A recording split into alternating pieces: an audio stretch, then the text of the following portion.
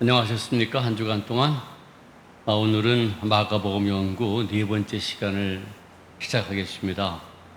지난 강의에서는 예수께서 요한이 체포되는 것과 맞춰서 그 사회의 가장 밑바닥 사람들이 살고 있는 갈릴리에 오셔서 때가 찼다, 하나님 나라가 가까웠다, 그러니 회개하고 복음을 믿어라 라고 하는 말씀으로 공생애를 시작하게 되죠. 일반 사람들은 다윗 왕국이 회복될 것을 소망하고 있었지만은 당시 가장 그 사회 밑바닥, 그 오클로스 또는 땅의 사람이라고 아마레츠라고 불리는 그 갈릴리 사람들은 하나님의 통치가 이루어지는 날을 소망하고 있었죠. 그래서 이 때가 찼다라고, 그리고 하나님 나라가 가까웠다라고 하는 이 말은 이들에게 굉장히 큰 이제 소망이 됐는데요. 지난 시간에 그 하나님 나라에 대한 이야기를 말씀을 좀 드렸습니다. 이 특별히 바실레이아 투 테우라고 하는 이 바실레이아 나라라고 번역된 이 바실레이아라고 하는 말이 공간이나 장소의 개념이 아니라 통치의 개념, 관계의 개념이다라고 하는 말씀을 드렸었습니다. 그리고 이 하나님의 나라라고 하는 이 말은 마가가 또는 예수님이 처음 사용한 말이 아니라 유대인들이 아주 익히 알고 있었던, 굉장히 익숙했던 말이다라고 하는 얘기까지 드렸습니다. 이것은 이스라엘 역사와 아주 깊은 관련이 있기 때문이다라고 하는 이야기였어요.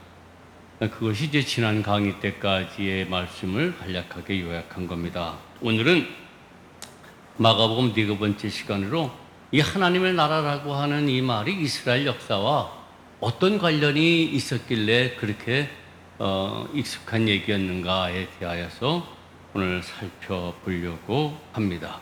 즉 하나님 나라라고 하는 이 말과 이스라엘의 역사와의 관련성, 이 얘기죠.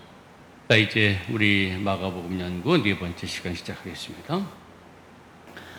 여러분들이 잘 아시다시피 이스라엘 역사는 이집트에서의 탈출로부터 시작되었다라고 말씀을 드릴 수가 있습니다.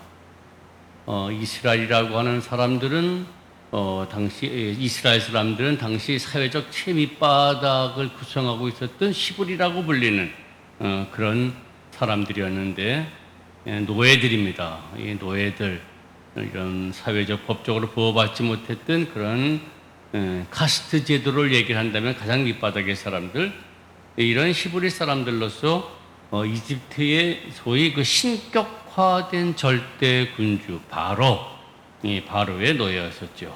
이 바로라고 하는 말도 이름이 아니라 하나의 명칭입니다. 큰 집이다라고 하는 뜻.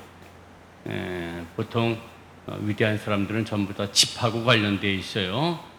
청와대, 그다음에 백악관, 전부 다 이 집하고 관련되는데, 이 바로라고 하는 말도 큰 집이라고 하는 뜻이었고, 당시 이스라엘 사람들, 히브리라고 불렸어요. 그 당시에는.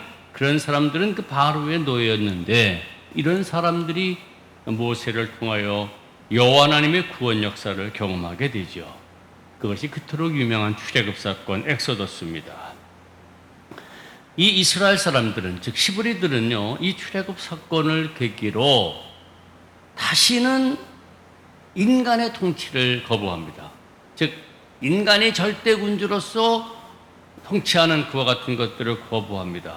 그리고는 이집트에서 그들을 구원해 내신 여호와 하나님의 통치만을 받겠다라고 하는 신앙 고백을 하게 되죠. 출애굽기 14장이 뭐냐면은 이제 홍해를 육지처럼 건넌 사건이에요. 사실 이 홍해 사건을 통하여서 바로의 그 추격에서부터 완전히 구원받는, 어떻게 보면은 탈출이 완전히 성공하는 것이죠. 이 홍해를 건넌 다음에 출애굽기 15장에 보시면은 하나님의 구원의 역사를 찬양하면서 노래하는 얘기가 나옵니다. 하나님은 용사시다라고 하는 얘기가 나오면서 우리를 구원하셨다. 그리고 바로의 군사들을 물에 수장시켰다라고 하는 얘기가 나오면서 맨 마지막에 이와 같은 고백으로 이 찬양은 막을 내립니다. 그 찬양의 마지막 말씀이 뭐냐면은 여호와께서 영원 무궁하도록 다스리시도다. 출애굽기 15장 18절 말씀이에요. 야훼 이물록 로울람 와엣. 아주 중요한 이스라엘 백성들의 그런 고백이죠. 여호와께서 영원 무궁하도록 다스리시도다. 이 얘기는 무슨 말씀인가 하니 이스라엘의 왕은 오직 여호와 하나님뿐이다라고 하는 고백이에요. 즉 여호와의 왕권, 이 말쿠트 야훼라고 하는데요. 이 말쿠트 야훼, 여호와의 왕권만을 이스라엘 사람들은 인정하겠다라고 하는 겁니다.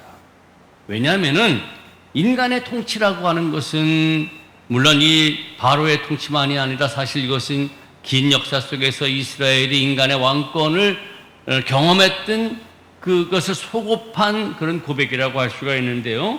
인간의 통치는 억압과 착취요 고난이기 때문에 인간의 왕권을 거부하고 오히려 그 고통 속에서 해방시켜 주신 여호와 하나님의 왕권만을 자기네들은 받아들이겠다, 그렇게 하겠다라고 하는 고백입니다. 그리하여서 출애굽한 에집트의 히브리들은 이 가나안, 이 팔레스타인, 그 가나안 땅 여러 봉건 군주 밑에서 고통받고 있었던 그것의 농노들, 그것의 히브리들과 연합하여서 군주들을 몰아내고 부족 공동체를 형성하게 되는데 그것을 우리가 12지파 동맹시대다라고 이렇게 이야기를 합니다.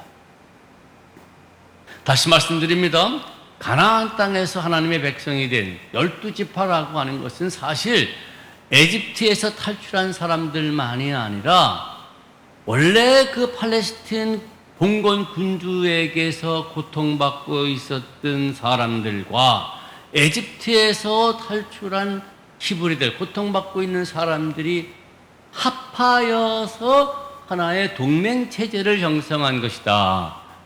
그것이 이제 그 유명한 고트발트 맨덴홀의 거의 사회혁명설이다라고 하는 이 가나안 정복에 대한 새로운 학설입니다. 이제는 군사정복설 또는 정착설 이렇게 얘기를 했습니다마는 이제 고트발트 맨덴홀이라고 하는 학자에서 이 가나안 땅에 형성된 12지파라고 하는 사람들은 어떠한 사람들이냐?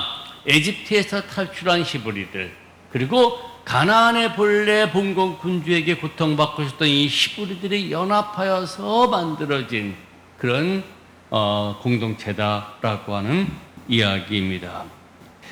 그 유명한 소위 사회혁명설의 근거가 되어지는 얘기가 우리 사사기 6장 7절부터 9절에 있는데요. 요거는 이제 기드온 때에 미디안 사람들이 침범을 하니까 백성들이 미디안 사람들로 인하여서 하나님께 부르짖을 때의 이야기입니다. 제가 한번 읽어보겠습니다. 사사기 6장 7절부터 9절. 이스라엘 자손이 미디안으로 말미암아 여호와께 부르짖었으므로 여호와께서 이스라엘 자손에게 한 선지자를 보내시니 그가 그들에게 이르되 여호와께서 이같이 말씀하시기를 이스라엘의 하나님 내가 너희를 애굽에서 인도하여 내며 너희를 그 종 되었던 집에서 나오게 하여 애굽 사람의 손과 너희를 학대하는 모든 자의 손에서 너희를 건져내고. 요거는 출애굽 사건을 얘기를 합니다. 근데 그 다음에 이어져 나오는 얘기가 굉장히 중요한 얘기가 나와요. 그들을 너희 앞에서 쫓아내고 그 땅을 너희에게 주었으며. 그래요. 애굽 사람의 손에서부터 구원했을 뿐만 아니라 너희를 학대하는 모든 자의 손에서 너희를 건져내고 그들을 너희 앞에서 쫓아내고 그 땅을 주었다. 여러분, 출애굽 사건이다라고 하는 것은 바로의 사람들을 쫓아낸 것이 아닙니다. 이거는 새로운 어떤 사건에 대한 기록이죠. 너희를 학대하는 모든 자의 손에서 너희를 건져내고 그들을 너희 앞에서 쫓아냈다, 이 얘기. 또 하나의 사건을 이야기하는데 이 사건은 뭐냐면은 팔레스틴, 즉 가나안 땅에 살고 있었던 봉건 군주들을, 이 가장 밑바닥에 살고 있었던 그런 히브리들이, 그런 사람들이 소위 봉기를 일으켜서 그네들을 쫓아냈다는 얘기예요.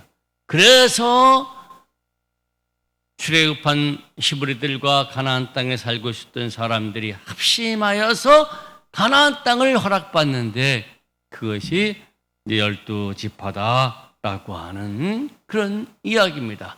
그것이 이제 훗날 이스라엘이라고 하는 민족으로 형성되어지게 되어지죠. 그래서 우리가 이제 여호수아서를 읽어보면은, 여호수아서에 보면은 이스라엘 백성들이 가나안 땅에 들어가면서 쫓아냈던 사람들이 누군지에 대하여서 여호수아서 12장을 한번 좀 제가 보겠습니다. 12장 7절부터 보시면은 이런 얘기가 나오는데요. 여호수아와 이스라엘 자손이 요단 이쪽 곧 서쪽 레바논 골짜기의 바알갓에서부터 세일에 올라가는 곳 한락산까지 쳐서 멸한 그 땅의 왕들은 이러하니라. 그래가지고는 8절 곧 산지와 평지와 아라바와 경사지와 광야와 네겝 곧 해쪽 속과 아모리 족속과 가나안 족속과 브리스 족속과 시이 족속과 여부스 족속의 땅이라. 하나는 여리고 왕이요, 하나는 베델 곁에 아이 왕이요, 하나는 예루살렘 왕이요, 하나는 헤브론 왕이요, 하나는 아르못 왕이요, 쭉 해서 맨 마지막에 24절에 하나는 디르사 왕이라. 모두 31왕이었더라. 31개의 왕을 쫓아냅니다.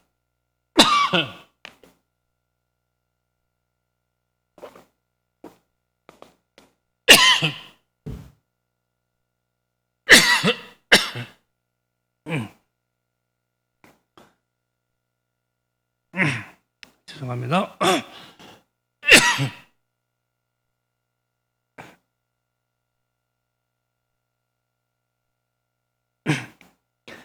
가나안 정복이다라고 하는 것은 평민들을 대량 학살하고 한 것이 아니라 그들을 통치하고 있었던 31개의 봉건 군주들, 이 왕이라고 하는 멜레크, 나중에 말씀을 좀 드리겠습니다. 이들을 쫓아내고 정착한 곳이 바로 이스라엘 백성이요, 가나안 땅이요, 그들이 바로 이스라엘 사람들이다. 그래서 쫓아냈다라고 하는 얘기는 그 안에 살고 있었던 많은 봉건 군주 밑에서 고통을 받고 있었던 그 땅의 히브리들, 그 땅의 농노들, 이런 사람들이 있었다라고 하는 이야기입니다. 자, 이렇게 해서 형성된 게 12지파 동맹체제인데, 그렇기 때문에 이스라엘은, 그래서 형성된 그 이스라엘은 인간의 왕권을 절대 거부합니다. 오직 해방시켜 주신, 구원해 주신 여호와 하나님의 왕권만을 받아들이겠다라고 하는 사실이죠. 자, 이와 같은 이제 말쿠트 야훼, 즉 여호와의 왕권의 신앙은 기드온이 활동하던 사사 시대까지 약 200년 동안 유지되어졌습니다. 여러분, 이것도 잘 아시는 말씀이죠. 사사기 8장에 보시면은 기드온이 미디안 군사를 다 쳐부셨을 때에 백성들이 뭐라고 얘기를 합니까? 한번 읽어볼까요? 사사기 8장 22절부터 읽겠습니다. 그때에 이스라엘 사람들이 기드온에게 이르되 당신이 우리를 미디안의 손에서 구원하셨으니 당신과 당신의 아들과 당신의 손자가 우리를 다스리소서 하는지라. 당신과 당신의 자사손손이 이제 우리의 왕이 되달라는 얘기예요. 그때 기드온이 얘기 들어보십시오. 23절입니다. 기드온이 그들에게 이르되 내가 너희를 다스리지 아니하겠고 나의 아들도 너희를 다스리지 아니할 것이요 여호와께서 너희를 다스리시는. 여호와의 왕권이에요. 이게 기드온 때까지는 유지됐다는 얘기예요. 그럼에도 불구하고 사무엘 시대에 와서 이 말쿠트 야훼, 즉 여호와의 통치의 신앙은 흔들리게 되죠. 그래서 이스라엘 백성들이 이제 주변 나라들처럼 우리도 왕이 있어야 되겠다. 특별히 팔레스틴의 블레셋에 자꾸 공격이 오니까 그렇게 해야겠다라고 하는 것인데, 이것도 한번 읽겠습니다. 사무엘상 8장에 되는 얘기죠. 사무엘상 8장에 보시면은 이런 얘기입니다. 어서부터 제가 읽을까요? 4절부터 읽겠습니다. 사무엘상 8장 4절. 이스라엘 모든 장로가 모여 라마에 있는 사무엘에게 나아가서 그에게 이르되 보소서 당신은 늙고 당신의 아들들은 당신의 행위를 따르지 아니하니 모든 나라와 같이 우리에게 왕을 세워 우리를 다스리게 하소서 한지라. 그리고 이 앞부분에는, 사무엘 앞부분에는 뭐가 나오죠? 블레셋이 언약궤까지 갖고 나왔음에도 불구하고 이스라엘에 패배되고 언약궤까지 갖고 가고 다시 돌아오고 하는 얘기가 나오지 않습니까? 근데 사무엘은 늙고 그 아들들은 사실 방탕하예요. 그러니까 이제 우리를 지도할 사람들이 없다, 그런 얘기죠. 그랬더니 그러면서 그렇게 하니 모든 나라와 같이 우리에게 왕을 세워 우리를 다스리게 하소서 한지라. 그때까지 왕이 없었어요, 이스라엘 백성들은요. 6절입니다. 우리에게 왕을 주어 우리를 다스리게 하라 했을 때에 사무엘이 그것을 기뻐하지 아니하고 여호와께 기도하며 여호와께서 사무엘에게 이르시되 백성이 네게 한 말을 다 들으라. 이는 그들이 너를 버림이 아니요 나를 버려 자기들의 왕이 되지 못하게 함이니라. 여기까지 야훼가 이스라엘의 왕이었어요. 그 신앙에 유지됐다는 얘기죠. 근데 이 사무엘에 와서, 때에 와서 그것이 흔들리게 됩니다. 그리고 이후 다윗이 이제 그 12지파를 통일하면서 인간의 왕권은 완전히 끝나게 됩니다. 이때까지도 잠깐 간략하게 말씀드린다면, 그렇게 백성들이 원하니까, 하나님은 아니다 함에도 불구하고 원하니까 하나님께서 그래, 그러면 내가 지명해 주는 왕을 선택하라. 그래서 첫 번째 왕 사울, 두 번째 왕 다윗, 그건 하나님이 지정해 준 왕이었어요. 그러나 여러분들이 잘 아시다시피 다윗 다음에 솔로몬은 누가 지명을 합니까? 하나님의 뜻과는 전혀 관계가 없잖아요. 어쨌든 다윗까지는 하나님이 그토록 왕을 원하니까 허락을 했는데, 다윗 때부터는 이제는 완전한 하나님의 뜻과는 관계가 없는 인간의 뜻에 의하여서 왕정이 유지되어지는 그와 같은 인간의 나라가 되어지게 됩니다. 다윗은 사실 그 용병이었습니다. 용병이었는데 사울의 집안이 이렇게 혼탄악 틈을 타서 용병들을 데리고 가서 사울 집안을 치고, 그다음에 물론 하나님께서 그를 세우셨지만은 그래서 왕권을 주게 되죠. 자, 이렇게 그 다윗은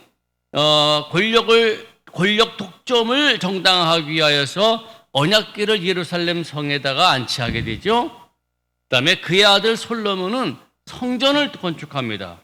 그리고 여호와는 성전에만 거하신다라고 하는 소위 다윗 왕조 신학을 세우게 됩니다. 이젠 하나님은요, 어디에도 계시는 분이 아니었어요. 그전까지는 언약궤가 있는 곳은 어디든지 다 계신 분이었어요. 이동성이었어요. 그러나 다윗 왕조가 들어선 다음에, 특별히 솔로몬에 의해서 예루살렘 성전이 건축된 다음에는 하나님은 이제 딱 한 곳에, 그 성전 안에만 계시는 걸로 되어버리고 맙니다. 이것도 하나 읽어보면 좋을 것 같아요. 열왕기상 8장 12절 제가 읽겠습니다. 열왕기상 8장 12절을 제가 읽습니다. 12절을 읽겠습니다.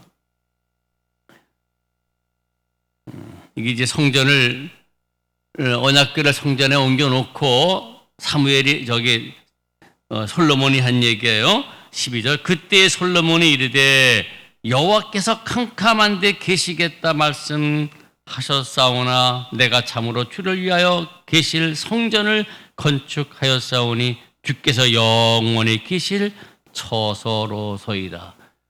언제 하나님이 캄캄한 데 계시겠다 그랬어요.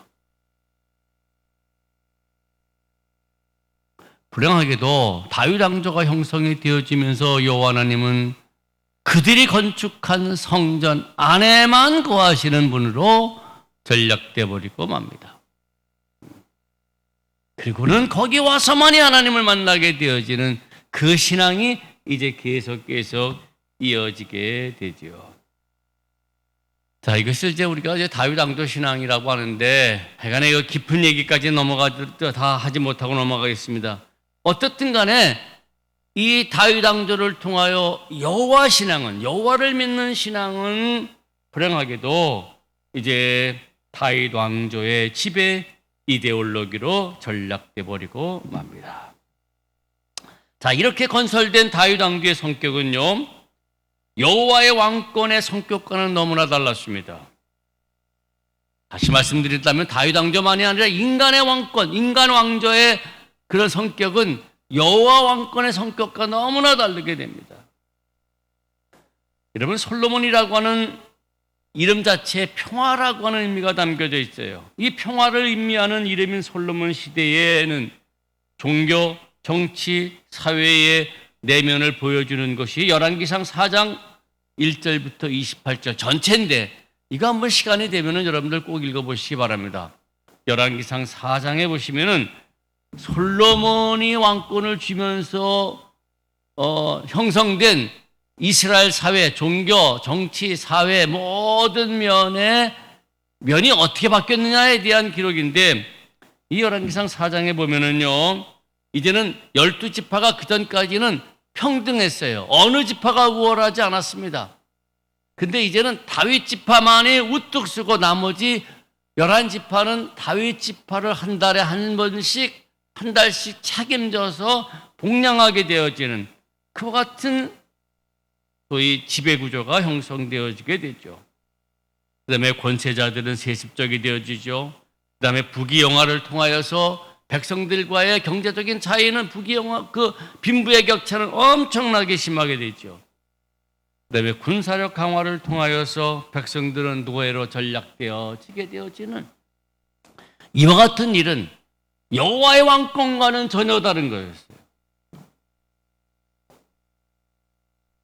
오히려 여호와의 왕권을 강조했던 그 신앙 고백이 나게 했던 출애굽 사건 이전으로 돌아가게 되어지는 그런 결과를 초래했어요. 그 출애굽 이전의 상황은 뭐냐면 억압과 착취하여 부자유와 부조화하여 이걸로 돌아가게 되어지는 현상이 나타나게 됐다라고 하는 겁니다. 그러나 이와 같은 내용은 단지 솔로몬 시대 성격만이 아니라 모든 왕조의 성격을 상징한다라고 할 수가 있어요. 그래요. 이제 이스라엘의 모든 인간의 왕권, 왕조는 전부 이런 일이 발생하는 거예요. 그래서 이런 부패한 왕조에 대하여 예언자들이 비판하면서 하나님의 질서, 하나님의 공의를 외치게 되는데, 대표적인 인물이 그 유명한 아모스, 미가라고 하는 선지자예요. 이들이 사회정의를 외치죠. 빈부의 격차 잘못됐다는 얘기죠. 인권유린 권세자들이 하는 짓이다라고 하는 겁니다. 그리고 오히려 이 세상은 하나님의 나라가 이루어진 하나님의 통치 때처럼 공평과 평화의 사회가 되어야 한다라고 하는 사실을 외치는 것이니 바로 특별히 아모스와 미가 선지자의 외침이었던 겁니다. 이러한 가운데 이스라엘은 줄기차게 여호와의 왕권을 갈망하게 됩니다. 시편 145편 또 이사야 9장 참고를 해 주시기 바랍니다. 자, 이렇게 세워진 이스라엘의 왕조, 남북 왕조는 북왕조는 920년에 세워가지고 720년에 멸망하고, 그다음에 남왕조는 587년에 마지막으로 멸망하게 됩니다. 그리고 이후 이스라엘은 예수님께서 역사에 등장하시기까지 긴 세월을 이방 제국의 억압하에서 시달려야 했습니다. 바벨론, 페르시아, 히랍, 로마 제국까지 긴 세월 동안 예수님이 오실 때까지 이방 제국의 식민 통치를 받게 되는 거죠.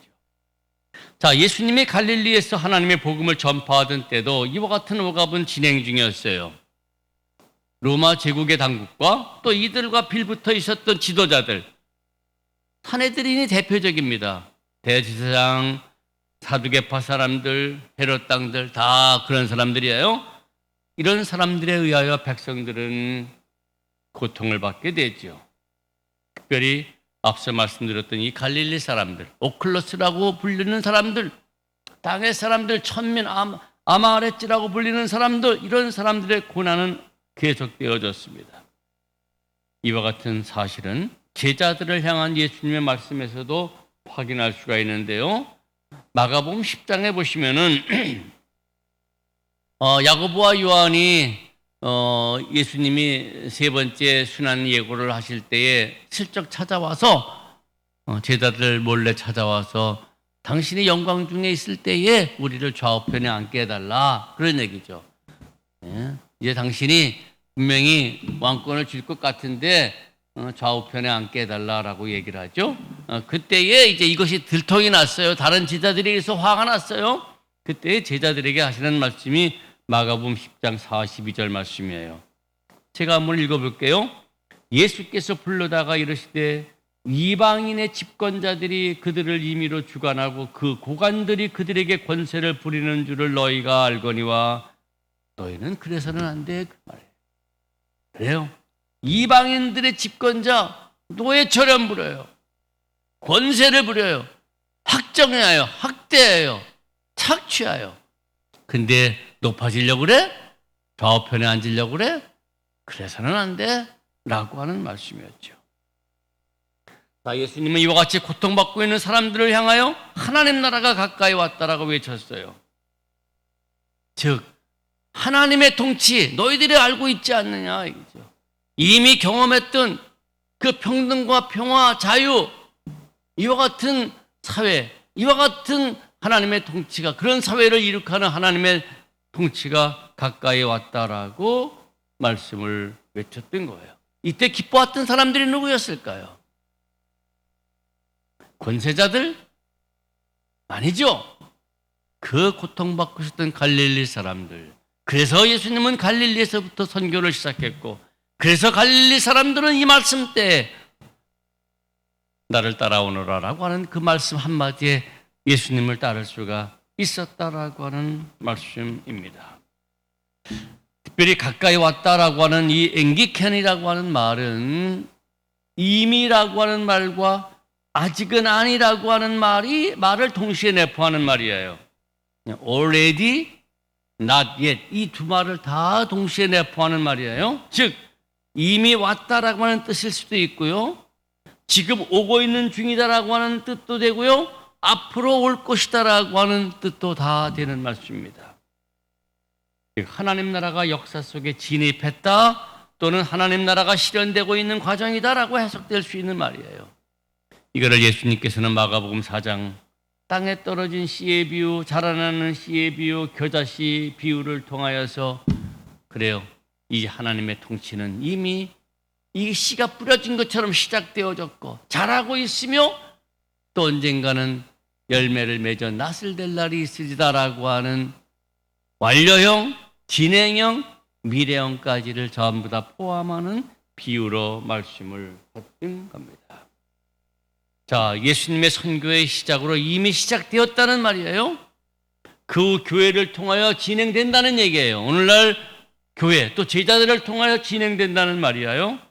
마지막으로 하나님에 의하여서 완성될 것이다라고 하는 의미죠. 자, 그러면은 아직까지 말씀을 다 드렸습니다만은 하나님 나라의 내용은 구체적으로 뭘까요? 마가복음은 그 내용을 구체적으로 나열하지를 않습니다. 아니, 그럴 필요가 없었을 거예요. 왜냐하면은 갈릴리에서 시작하여 예루살렘에서 생을 마감한 예수님의 삶 그 자체가 하나님 나라의 내용이며 하나님 나라의 모습이기 때문이죠. 몇 개의 단어로 표현하면요, 긍휼, 낮아짐, 나눔, 자기 포기, 희생, 이런 것들을 통하여서 모든 사람들이 더불어 평화롭고 행복한 사랑의 공동체를 이루는 것, 그런 사회가 되는 것, 그런 현상이 나타나는 것, 바로 그 구체적인 나타나는 그 현장, 현실, 이것이 하나님의 나라예요. 이거를 예수님께서는 잔치 비유로, 즉 삶의 기쁨이 충만한 잔치 비유로 말씀을 하셨어요. 곧 하나님 나라의 모습이에요.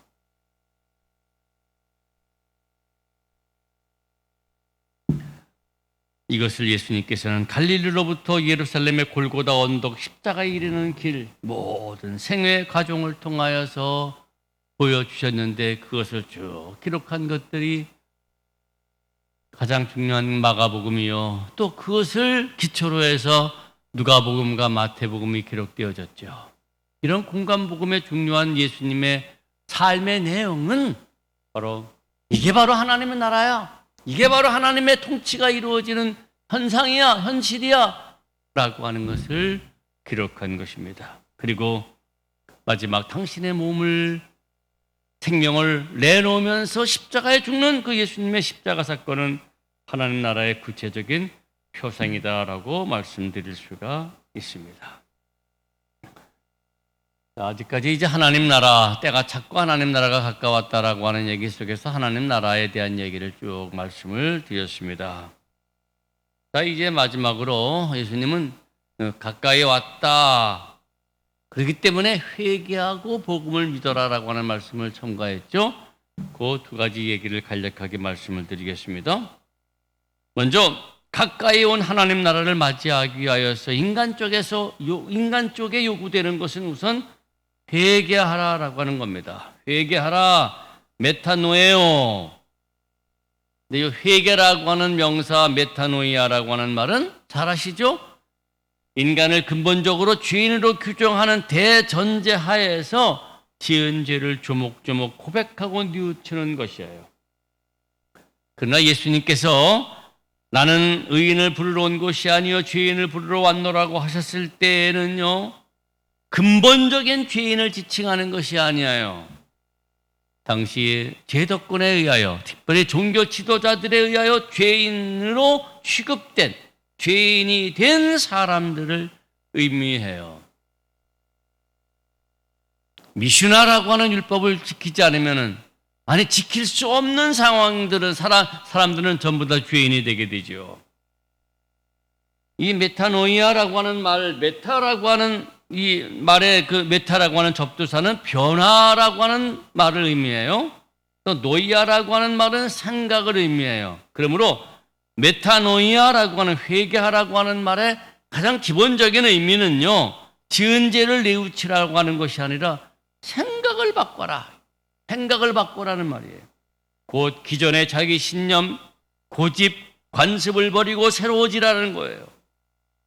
그러므로 가까이 온 하나님의 나라를 맞이하기 위해서 해야 할 것, 회개하라고 하는 이 말은요, 하나님의 통치, 하나님의 질서를 받아들이기 위하여서는 지금까지의 자기를 버리고 마음을 열라는 말이에요. 나를 고집하지 말라는 얘기예요. 나를 고집하지 마라. 네가 네 삶의 주인이 되지 마라, 그 얘기죠. 오히려 너의 그 자리에 하나님을 모시라는 말이에요. 나보다 하나님을 우선하라라고 하는 말이에요. 이게 메타노이아라고 하는 말의 가장 기본이 되는 의미예요. 자, 마지막으로 이제 복음을 믿어라라고 하는, 즉 복음, 기쁜 소식을 믿으라라고 하는 이 말에서, 기쁜 소식은 물론 하나님 나라가 왔다라고 하는 이 말이에요. 즉 하나님 나라가 역사 속에 실현된다는 소식이죠. 그런데 그것을 믿으라, 피스피오, 믿으라니요. 이제 피스티스, 믿음, 잘하는 단어죠. 이 믿음은 사실 이 말은요, 사실 어떤 것에 대하여서 알고 주관적으로 동의하는 것으로 끝나지 않아요. 우리가 예수를 믿는다라고 하는 말은 예수님이 그리스도인 것을 알고 내가 마음으로 인정하는 것이 아니에요.